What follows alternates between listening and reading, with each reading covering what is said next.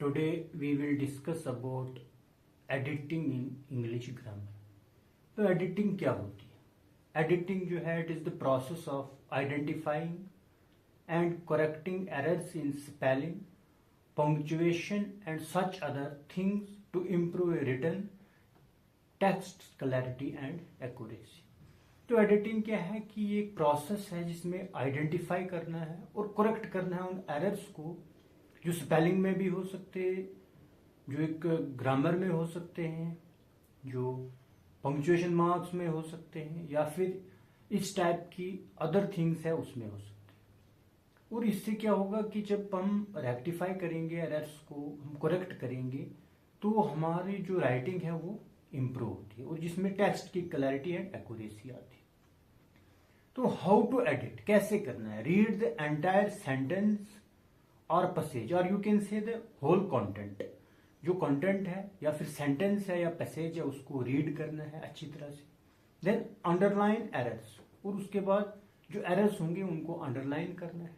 Then replace the incorrect words with the correct ones, और जो incorrect words है उनको रिप्लेस करना है विद करेक्ट वर्ड्स के साथ. Then proof reading, carefully review edited content to ensure accuracy and quality. और जब आप एडिट कर दोगे उसके बाद आपने क्या करना है कि पूरे कंटेंट को केयरफुली रीड करना है ताकि आप एंश्योर कर सके accuracy and quality of the content की.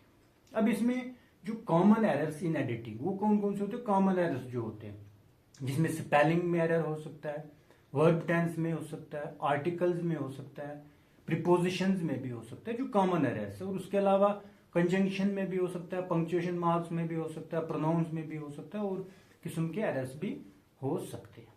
और इसमें जो एग्जाम्पल है जैसे he have completed his homework.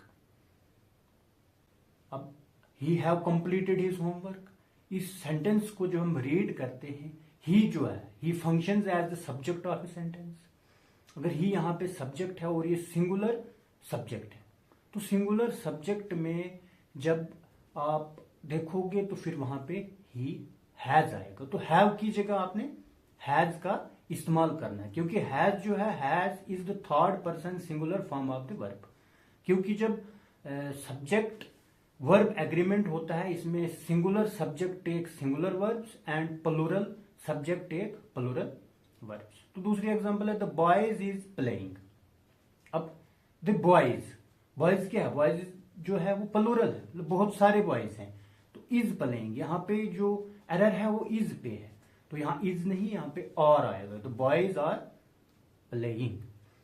Then third example जो है जैसे I saw elephant in the zoo, मैंने हाथी देखा. अब एलिफेंट है, एलिफेंट तो सिंगुलर है, तो यहाँ पे क्या आएगा? I saw an elephant in the जू, क्योंकि एन जो है वो एक हाथी देखा. और यहाँ पे दूसरी कंडीशन ये भी है कि जो ई है ई इज द वावल, और वावल के पीछे हमेशा एन का इस्तेमाल होता है. और एन का मतलब है सिंगल, मतलब I saw an elephant in the zoo, मैंने एक हाथी जो है वो जू में देखी.